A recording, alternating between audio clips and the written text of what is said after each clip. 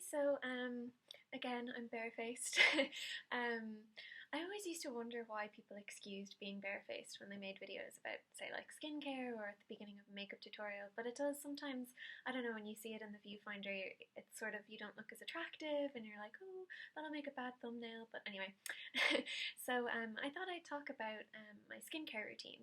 I've just been putting on some skincare. I might insert a clip of me applying some skincare. It's just the evening time, and I thought I'd talk about my evening time skincare routine. So, and maybe just kind of all like, I have different skincare products that I use for different purposes. So I thought I'd talk a little bit about that. Okay.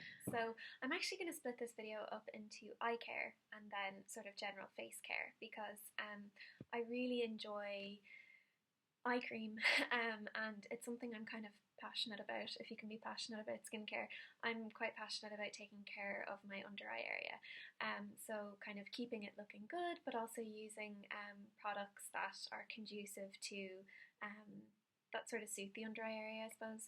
And each under eye area is kind of, you know, different. I don't know, it depends on your skin type. And so I'll start with face.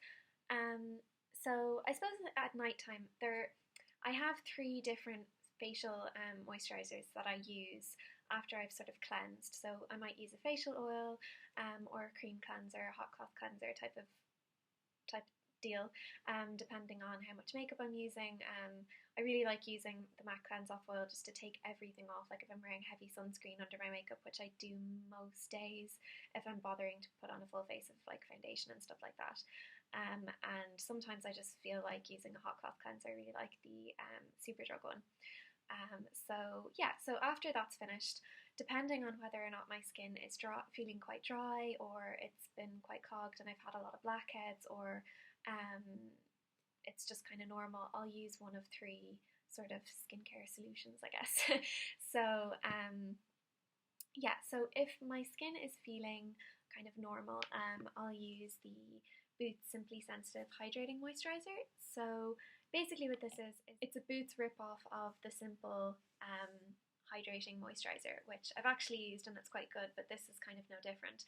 And I really do like Boots own brand products. Some of their own brand facial skincare is actually quite decent. I mean, it's not anything special, it's not particularly moisturising, but it's a good sort of solid middle ground. You know, if my skin isn't too oily and it's not too dry. So I really like this, and you get a lot in it. I think they were rebranding this at the time and I got it for something like €2 or something like that. So it's really good. It's lasted me a good few months and I really like it. So if my skin is feeling kind of dry, what I'll use is this, and it's by La Roche Posay and it's the Toleraine Riche. I don't know why I'm holding this up because I'm using my MacBook camera and everything's backwards. So but this is really very good if you have very sort of tight, dry winter skin, and that can happen sometimes in the winter if, you know, you have the heat on, central heating on all the time, or even if sometimes, I don't know, with hormones and stuff like that, sometimes my skin can feel very dry and tight. And this is really nice. It reminds me a lot of the Oilatum Natural Repair Cream, which I used to use before I had this, and that's good as well. But it's a similar texture in that it's not a very thick cream, but it sort of melts into the skin, and once you smooth it out on your skin, it's almost like a cream that melts into sort of almost like an oil, and that sounds gross, but it's quite lightweight for the amount of hydration that it imparts, so that's good. And that's part of why I like this. So the one thing I will say about this La Roche-Posay cream, you'd probably be better off getting the Oilatum because you get 50ml, this is 40ml. And even though it says it's 40ml, it's a very small tube, and I feel like even when I opened it, I just felt like there wasn't very much in it, and it felt like I was running out of it even when I just kind of opened it and started using it. But it's very nice, and if you feel like sort of splurging on a nice mid-range solid brand, La Roche-Posay Toleraine Riche is quite good. And then if my skin is feeling kind of clogged, or I've been using a lot of heavy makeup and I have like a lot of blackheads, or I'm getting a lot of spots, or I just feel like my skin needs kind of a clear out, what I'll use is the Effeclar Duo, and this is another La Roche-Posay product. So I think it contains AHAs and BHAs. I'm not entirely sure, I'm not a skincare expert. I used to know more about the different kind of ingredients and component parts of skincare forgotten a lot of it now. I buy less than I used to. I have my spending problem under control, sort of. I still have a makeup hoarding problem, so anyway. But this is very good. It's a nice sort of topical way to sort of, I think it contains AHAs and BHAs, so it contains sort of like an acid to sort of exfoliate the skin, and it's quite good at just sort of unclogging the skin and getting rid of impurities and things like that. So kind of stopping whiteheads and blackheads from forming before they get a chance to turn into something bigger and more red and angry. So yeah, I really enjoy this, and it's something that I don't use. I sort of use it on a bi-weekly basis, and when I remember to use it. But if I notice that my skin, like last night, I realised that my skin was quite sort of cloggy, and I applied this, and it really does make a difference. It's not something that's a wonder product. Like if you suffer from acne, I don't suffer from acne per se.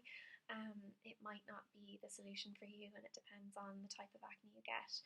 And treating that, I think, is just, it's a different ball of wax. But I really like this for that purpose. I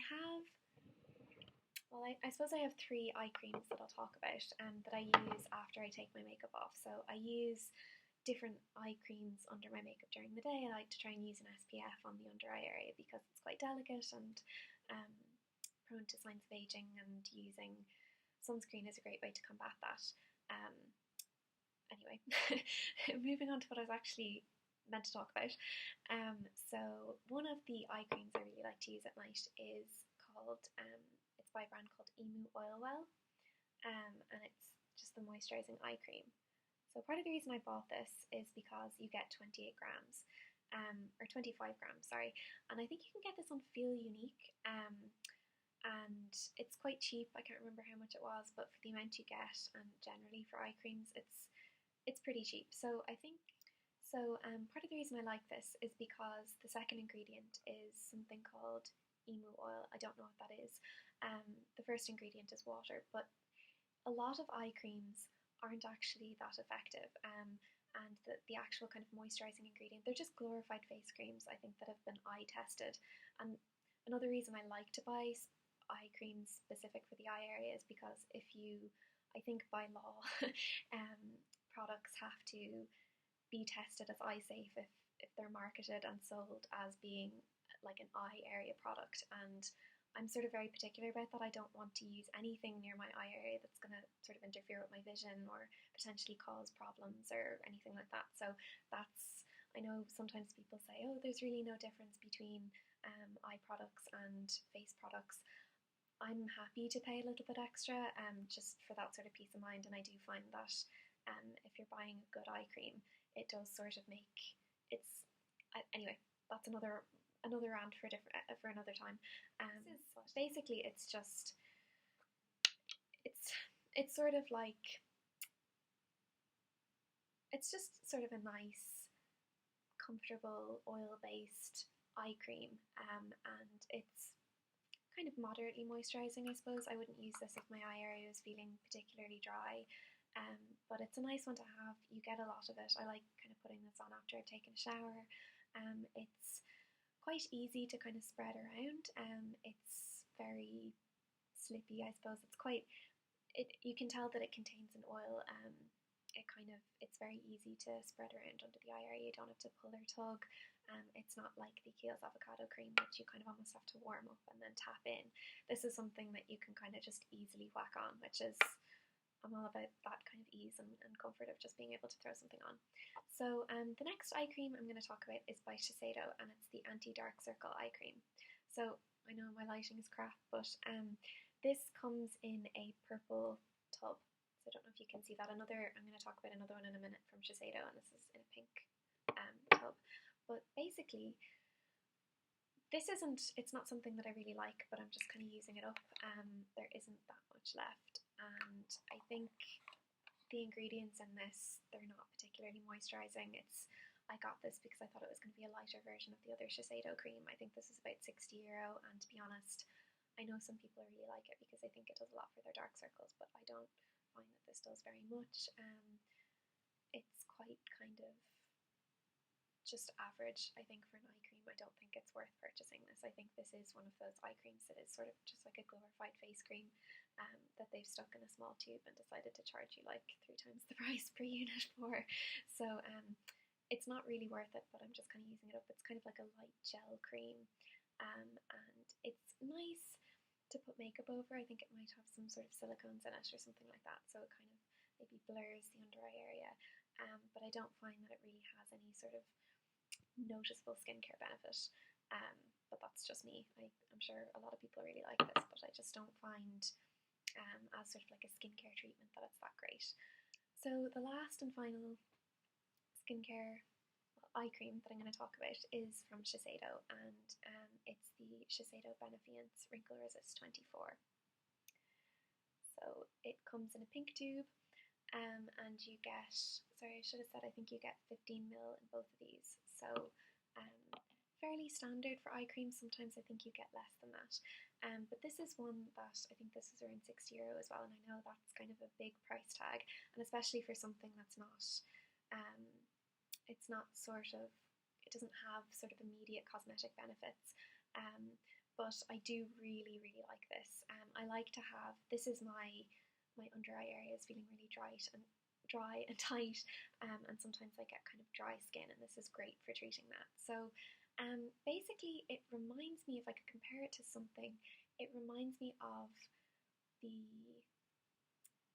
it's as rich and moisturising as the Kiehl's Avocado eye cream, but it's a lot easier to put on. You don't have to tap it in, it's not thick, it doesn't pull at the area, and you can just sort of stick your finger in, dot it on and smooth it out, but it doesn't sort of pull at the under eye area, which is kind of, I suppose, defeats the purpose of trying to treat it and nourish it, because you are sort of pulling at the area, and that can kind of lead to more fine lines and stuff like that. So this one's great. I have a good bit of it left. I'll just open it. So I have a good bit of it left, and that's kind of with pretty regular use over the course of maybe a year and a half. So I suppose in comparison to other rich creams I've tried the Kiehl's Avocado, and I've tried the Bobbi Brown Extra Repair eye cream. It's not the balm, it's the cream, and both of those are ones that you kind of have to warm up between your fingers and sort of smooth on. So this is one that I don't have to do that with, and I find that I kind of get a better, it's just, I suppose it's a better formulation. It's very moisturising, but it's not, it's kind of almost like the eye cream version of the Toleraine Riche, but it's kind of more luxurious, and it smells nice. So I suppose that's it. I don't even know if I'll put this up because I look a bit haggard.